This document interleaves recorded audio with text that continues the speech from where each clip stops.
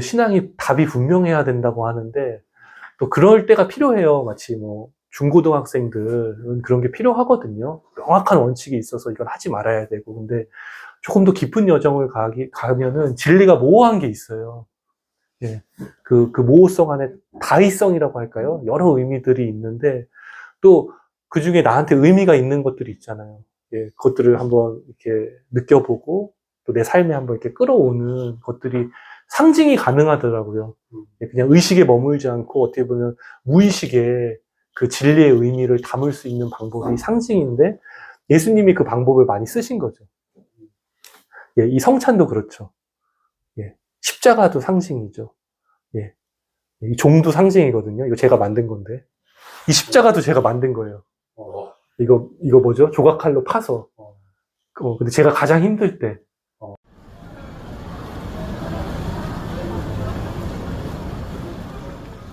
네, 말씀을 함께 읽었는데 오늘 제목이요. 이것이 너희에게 표적이니라 라는 제목으로 말씀을 나누도록 할게요.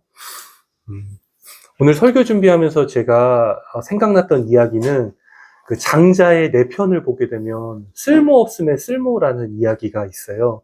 가시나무에 대한 이야기인데 제가 그 장자 네 편에서 가장 좋아하는 이야기입니다. 그러니까 나무들이 많잖아요. 특별히 만약에 그 기둥이 굵은 나무가 있다면 줄기가요. 그런 나무들은 아마 다 쓰임을 받을 거예요. 목수들이 와서 나무를 잘라가지고 일찍이 쓰임을 받게 될 텐데 이 가시나무는 굉장히 약하고 또 얇고 볼품이 없어서 오랫동안 쓰임을 받지 못한 겁니다.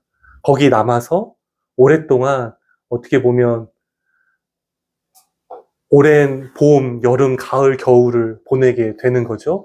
그리고 찬바람도 오랫동안 맞았을 겁니다. 근데 이 장자 네 편을 보게 되면은 그 오랜 시간을 견딘 그 시간들이 그에게 쓸모가 되었다. 이렇게 이야기를 하고 있거든요.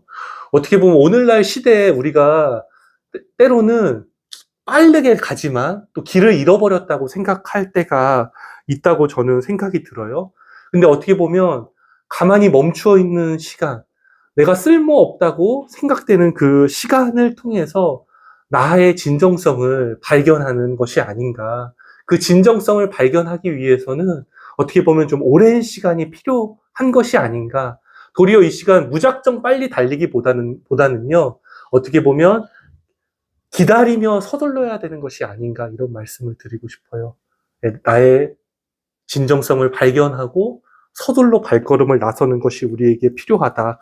이런 말씀을 드리고 싶은 거는 어떻게 보면 저는 이제 어떻게 보면 도시 생활로 나와서 영성원에 한 2년 정도 있었고 어떻게 보면 쓸모없음의 시간들을 많이 보냈었거든요. 그러면서 제가 어떤 걸 느꼈었냐면 제가 마치 이 가시나무와 같은 것은 아닌가라고 오랫동안 생각해 봤습니다. 그 시간들이 참 쉽지는 않아요. 때로는 외롭고 때로는 내가 쓸모없다고 가치 없다고 느끼기도 하고요. 하지만 그 가운데 제가 그때 제 친구 하나가 이 탕자의 귀향이라는 그림을 저한테 줬어요. 이 그림은 아니에요. 예, 다른 그림이었는데 굉장히 비슷한 걸 제가 찾아서 이제 올려놨는데 그 그림 그 친구가 그랬어요. 혹시 이 어려운 시간들을 이 그림 앞에 초 하나를 켜고 기도하면 어떻겠냐. 그 시간들을 통해서 너의 마음의 등불을 밝힐 수 있을 것이라는 생각을 했거든요. 그런 이야기를 저한테 해줬거든요. 근데 제가 이제 그런 시간들을 가졌을 때 어떻게 보면 제가 생각하는 제 지성과 경험 안에서의 그 신앙과 삶을 넘어서 하나님 너머의 하나님을 만나게 되었다는 말씀을 드리고 싶어요. 그러니까 어떻게 보면 여러 신앙의 체계, 또 우리가 성취해야 될 원칙들, 식들이 있는데요. 도리어 단순한 그림, 이것이 표징이라 이 상징을 통해서 그것이 굉장히 단순한데 그 너머에 미지의 세계로 여행을 떠날 수 있는 것은 아닐까 이런 말씀을 드리고 싶습니다. 특별히 이 그림은 누구의 그림인지 아세요? 굉장히 유명한 아티스트입니다. 모르세요? 어떻게 모를 수가 있죠? 마사이치 야카모토라는 사람 모르십니까? 예, 모르시죠? 모를 수밖에 없습니다. 이분은 어떤 분이냐면요. 그 장애인 공동체, 장애인 기독교 공동체에서 계셨던 분이에요. 근데 원래는 길에 그냥 버려졌다고 해요. 그래서 자기의 부모가 누군지도 모르고 살아가다가 기관에서 생활했겠죠. 아마 성인이 돼서 아마 이 라르시라는 기독교 장애인 공동체에 아마 한 30년 정도 생활한 것 같아요. 예, 예, 거기서 일도 하고, 특별히 거기는 이제 봉사자 한 3명과 함께 장애인 1명이 이제 생활을 하게 되거든요. 근데 이 생활을 하면서 어느 날 그림을 그리게 된 걸로 보여져요. 자세한 설명은 그 그림에 나와 있지 않은데, 근데 이 그림을 그렸을 때 제목을 뭘로 한지 아세요? 탕자의 귀향이 아니라 제목이 뭐냐면 탕자의 탕자예요. 탕자의 탕자. 저는 그 제목이 너무 충격적이었어요. 요즘에 이제 구글이 다 번역을 해주잖아요. 익스플로저에서. 그래서 잘못 번역된 게 아닌가 보니까 분명히 이름이 똑같습니다. 근데 제가 말씀드리고 싶은 것은 어느 날 함께 그곳에서 사귐을 나누고 함께 일하고 생활하다가 그림이 자신 안에 터져 나왔는데 그 그림이 탕자의 귀향의 그림이고, 예, 그는 그 시간들을 통해서 자기 존재를 발견한 것 같아요. 근데 그 제목이 뭐냐라고 했죠? 탕자의 탕자. 이것을 발견하게 됐다는 겁니다. 그러면서 제가 생각났던 말씀이 시편 51편 17절 말씀이 좀 생각이 났어요. 저희 번역으로 하면 하나님께서 구하시는 제사는 상한 심령이라 하나님은 상하고 통회하는 마음을 멸시하지 않는다는 말씀인데요. 예, 새 번역으로 읽게 되면은 이렇게 돼요. 하나님이 원하시는 제물은 찢겨진 심령입니다.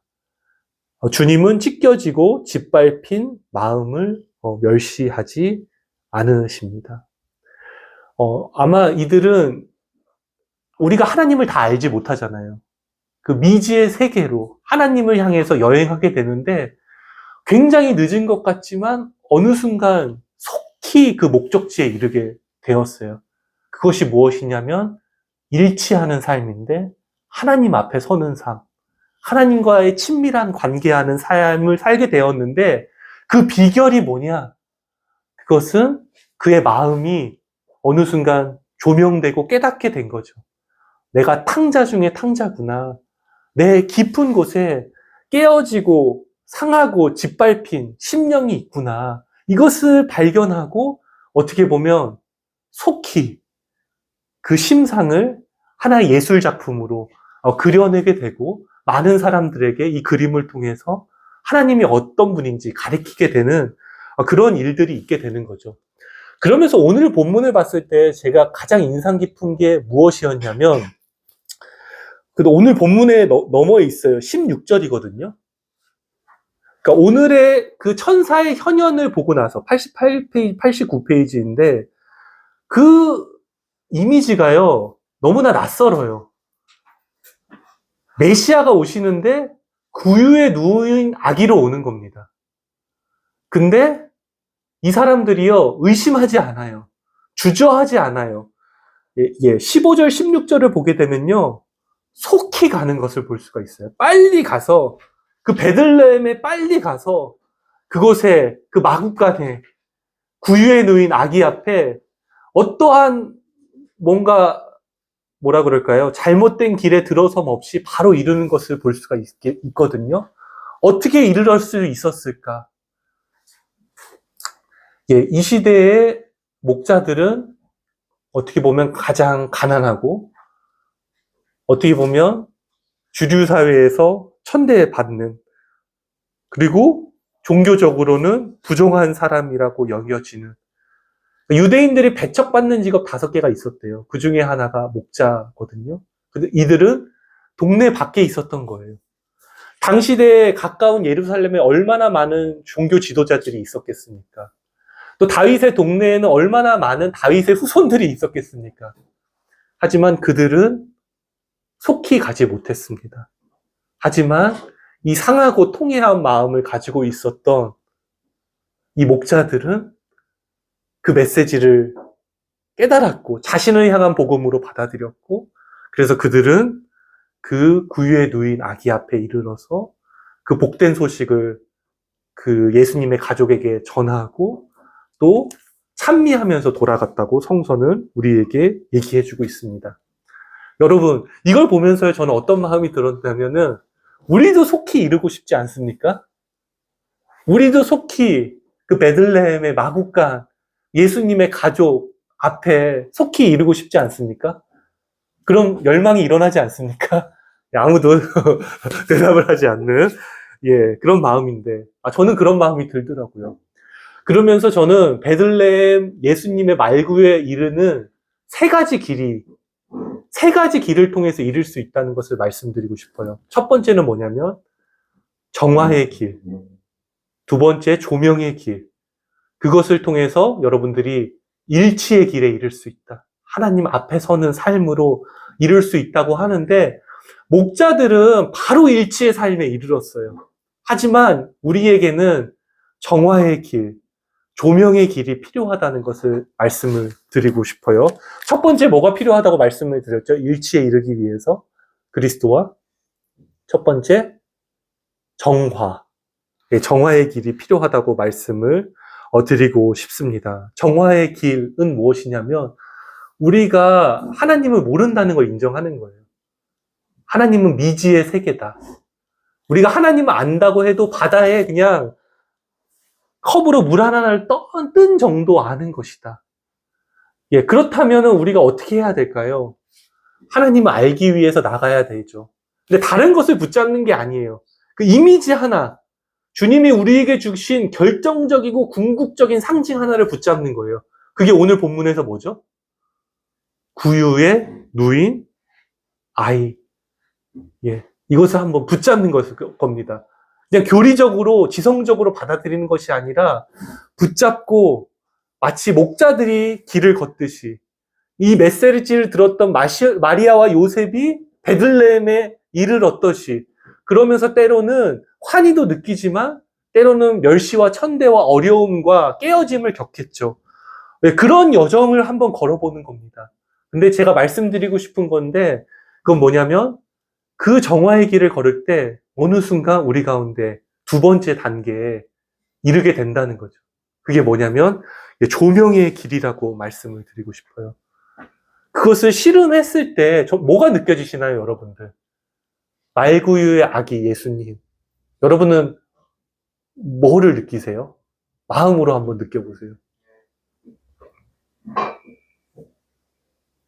네, 대답 안 하기로 작정하신 겁니까? 네, 저 혼자 떠들라고 하시는 것도 괜찮습니다. 너무 제가 부담드리죠. 근데 저는 느낀 게 뭐냐면 주님도 깨어지고 부서지기 쉬운 존재로 오셨다는 거예요. 한 아기로 말구유에 오셨다는 것이. 그래서 그분이 우리를 이해하실 수 있는 분이라는 겁니다. 그분의 세계가 우리처럼 깨지고 부서지기 쉬웠지만 그럼에도 하나님의 뜻을 품고 가시기 때문에 우리의 아픔을 싸매 주실 수 있다는 것. 선한 목자로 우리가 사막의 음침한 골짜기에 있을지라도 지팡이로 인도해 주실 수 있다는 것. 그래서 그분을 조명 안에서 발견하게 될 때 우리는요, 내가 깨지고 부서지는 내 삶의 조각들 가운데 주님이 함께 하셨음을 발견하게 되는 겁니다. 그리고요, 제가 부탁드리고 싶은 것은 그 깨어진 삶의 조각이 있더라도 여러분들 주저하지 마시기 바랍니다. 마치 종이라고 생각하고 한번 그 삶의 깨어진 조각을 쳐보세요. 어떨까요? 그게 아무 소리가 안 나는 게 아니에요. 더 청아하고 밝은 소리가 난다고 저는 여러분께 말씀을 드리고 싶습니다. 그렇게 되면 우리가 처음이 뭐라고 했죠? 정화의 길. 정화의 길은 내가 윤리적으로 회개하는 게 아니에요. 그 상징을 붙잡고 한번 씨름해 보는 겁니다. 그러면 어느 순간 내 삶에 그 깨어진 조각에 비추시는 조명이 있는 겁니다. 내가 깨어진 존재라는 걸 받아들이고 거기서 나는 더 밝고 깊은 소리를 우리가 발견할 수 있는 것이죠. 그렇게 될 때요, 저는 말씀드리고 싶은 게 우리가 일치의 길에 이를 수 있다는 겁니다. 베들레헴, 그 마구간, 그 예수님의 가족에 이르러서요. 그들이 우리를 환영하는 것을 경험하게 되고요. 또 그것에 모인 사람들 한번 봅시다. 우리 주변 사람들 한번 볼까요? 어때요? 네. 비록 우리가 깨어진 모습을 하고 있더라도 그 모습 그대로 우리가 서로를 받을 수 있는, 서로의 얼굴을 바라보고 대화하고 환영할 수 있는, 그러면서 그 깨어진 조각 안에서 마치 하나님도 미지의 세계였듯이 우리도 하나의 세계고 우주라는 것을 발견하게 되는 그러한 일들이 우리 가운데 있을 거라고 말씀을 드립니다. 그러면서 말씀을 마무리하면서요, 이 공간이 비록 작은 카페지만 베들레헴의 마국간과 같음을 여러분들 꼭 기억하시기를 바랍니다. 이 공간에서 그 예수님이 현존하시고 또 우리를 감싸시고 싸매시고 우리의 눈물을 닦아주시고 안아주시는 그 주님 안에서 우리도 다시 한번 하나님의 사랑과 뜻 안에 세워져서 믿음의 걸음을 걷게 되는 그러한 일들이 오늘 이 시간을 통해서 또 이후의 대화를 통해서 있기를 주님의 이름으로 간절히 축원합니다. 아멘. 예, 오늘 잠깐 말씀 기억하면서 침묵의 기도 드리고 싶어요. 제가 한번 읽어드릴게요. 하나님께서 원하시는 제물은 찢겨진 심령입니다. 오 하나님, 주님은 찢겨지고 짓밟힌 마음을 멸시하지 않으십니다. 여러분들 그 베들레헴을 향한 여정을 걸으시면서 여러분들 이 마음을 주님 앞에 내어놓으며 그 베들레헴 말구유 그리스도 앞에 이르렀을 때 주님께서 환한 얼굴빛을 우리에게 비춰주시기를 간절히 바랍니다. 우리 한 잠시 동안 침묵의 기도 시간을 가지면서 말씀을 마음에 새기겠습니다. 함께 기도합니다.